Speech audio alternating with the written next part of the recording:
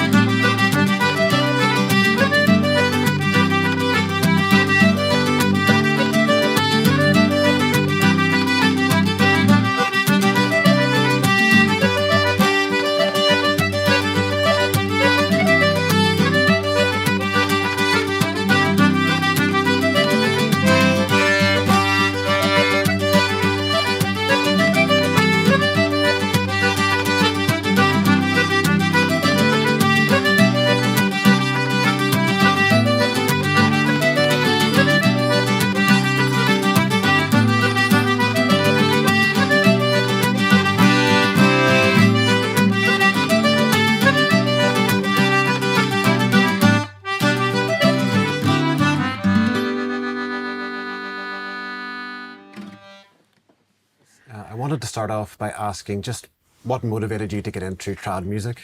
I guess I grew up in a really musical family. My parents didn't really play music, but my older brother and sister both play music. I had a large amount of cousins and they're much older than me. I'm like the youngest, so I kind of grew up with them, going to all the different festivals like the Flas. When we'd go up to Donegal, my granny's from up there, the Gaeltacht area in Donegal, and that's where I really found a love for the music, the language and the culture and the landscape and Ireland really. When I'd be up there as a kid, I'd be playing music in the pubs with other cousins that grew up in Scotland, the Freely sisters. It would give us opportunity to play with them as well. So back home in Belfast, I would have been mainly going to lessons with Patrick Davey, who would have been a big influence on my playing here. He would have given me a good foundation in tunes and my whistle playing. So when I was growing up, I would have mainly focused on practicing whistle and playing whistle. That was my favourite instrument to play. Paddy taught me loads of tunes and had me involved in loads of different groups. Loads of trad musicians in Belfast go through his schools and his teaching, so I think he was a really big influence, and that's kind of how it started.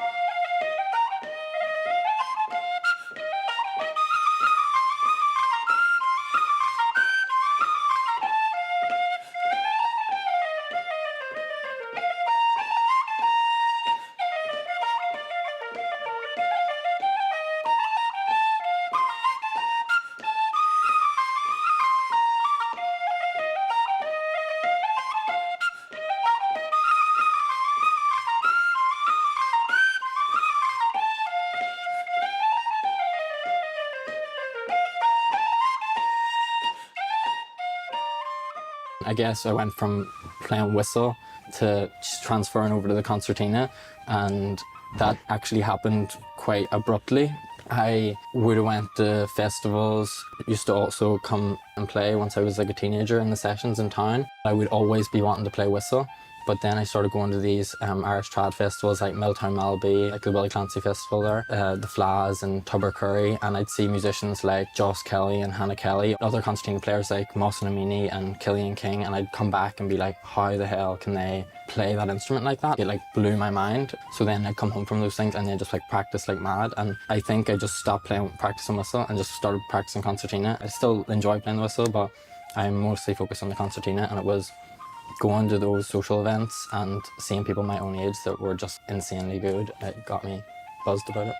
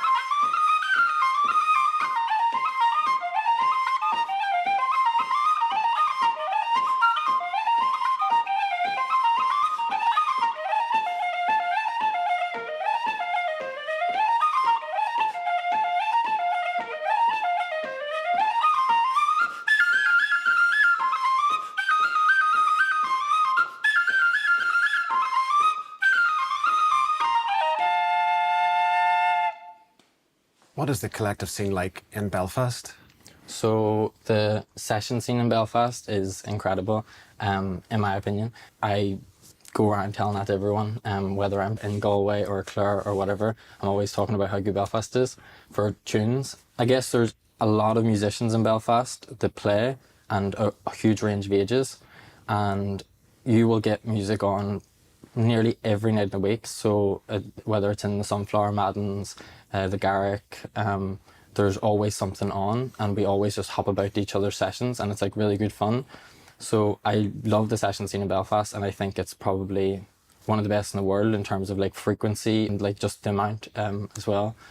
I can imagine for like a young person coming in and to see these great players that you've mentioned, it can be maybe quite intimidating, would you say? Sessions can be intimidating, and even not even to just like young players, like even people my own age. So just randomly, like I was at like doing bouldering the other day and I bumped into someone who was a trad musician who hadn't seen in ages, and they'd fallen out of playing, and they're like almost too anxious to go to the session scene because they're like, oh, I don't know many tunes, I haven't practiced in years, and I want sessions to be as welcoming as possible. So when I'm in a session, I usually try and play like session tunes, but it's quite nice to like play something the odd time that maybe less people know, and they tend to find then once you do something like that, you see another musician knows that tune, and then you kind of develop that relationship with that person. When you're in a session, you're constantly like building friendships. It's like having a conversation through music, I think, and it's such a beautiful culture. I love like meeting people and having tunes with them, and then knowing what tunes that they play, and then the next time I meet them I'm like, oh, I remember that they play those tunes. And I have a really, really, really bad memory for most things, but when it comes to like tunes, I tend to remember quite well like what tunes people know, where I heard that tune and who I learnt it off. So it's quite nice. I love just travelling about and playing music and playing tunes with different people around Ireland or Scotland or wherever.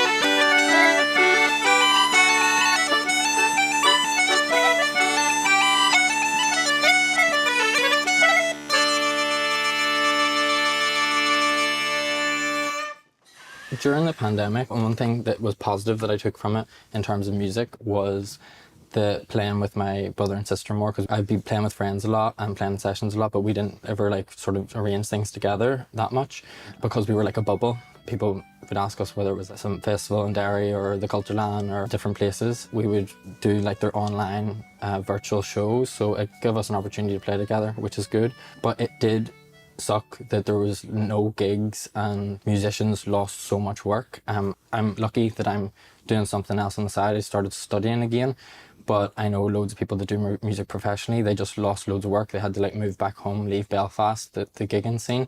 It's good to see sessions popping up again, but also you do see that the bars sometimes don't respect it enough and there's gigs being cancelled all the time. And how I would like to see things improve, I think, post-pandemic. I can see loads of new bars popping up in Belfast these days, and they're asking for mic'd up trad music, and which is good for musicians to be able to get better pay sometimes. But these mic'd up gigs, you're like losing all the richness of the culture and what the session provides, like the social aspect. You're learning from people. There's crack involved, like there's so much more to it than just playing tunes. And if the musician doing the mic'd up gig, they don't have as much control over, say, the gig, the material that they play. It's more packaged and commercialized. And I just hope Belfast doesn't keep going in that direction. You can look at Dublin and Temple Bar. I don't want Belfast to turn into what Temple Bar is. And I hope that in like 50 years time there'll be bars like Madden's, the American Bar, the Sunflower, that won't be pushed out, and it'll still be actually a space where this culture can survive, because there is so much of it that has been lost.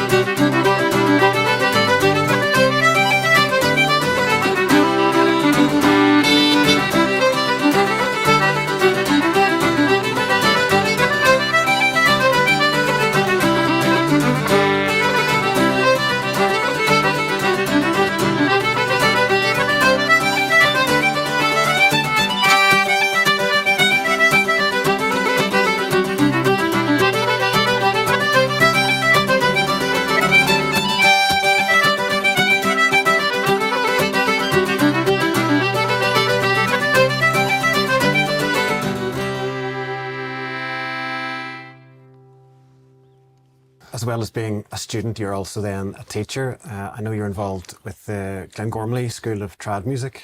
Yeah, it's funny. I've been teaching all these places that I went to music for originally, and that's where I learnt music. So like CBS, Andytown School of Music.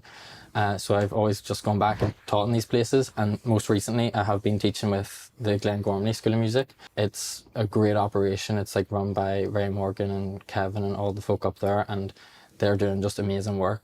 Such a good atmosphere to arrive up to. There's a squad of teachers that drive from Belfast because it's in Glengormley. It's quite a trek for us. We like sort of carpool and head up together. Yeah, it's a bit of crack as well. Like, of course, they got recognised for all this amazing work by Grada McCaw, and they were awarded Outstanding Contribution to the Tradition Award this year. So really like fair play to them. I love being involved in it. Yeah. And then what plans have you then for the future? Short term, I want to finish my PhD, so I should probably be paying more attention to that, really. Also, I love this country and this culture and the language, and that's one thing I want to improve as well, is just my Irish speaking. I learnt Irish growing up, but it's something that I don't practice enough, and I want to get better at it. And even I could get into sciencey stuff in Irish, like that might be a possibility, but I would like to spend my energy in sort of helping this tradition like prevail, do you know? I want to continue playing music, maybe recording stuff with my friends, maybe recording stuff with my family as well, like my brother and sister, and just meeting new people, traveling more and playing more tunes with people and developing better relationships with them. One thing that is kind of like a New Year's resolution for me is that I want to start doing like folk dancing, so whether it's like set dancing or like ceilidh dancing, because I was over in the Basque country there and all of those people are dancing all the time, even to our music. We were like playing tunes and all young people my age getting up and just doing like their like sort of set dancing, folk dancing. And it's like here I find it's like not cool to do that. I love to like get into that and try and like get more young people my age into that, because I don't see anyone doing that, and even could organise sort of events and stuff in the Duncairn maybe. Well, whether you venture into dancing or trad music or science or whatever it happens to be, you're definitely full of ideas, and we're really keen to see how your career develops. So thank you for joining us.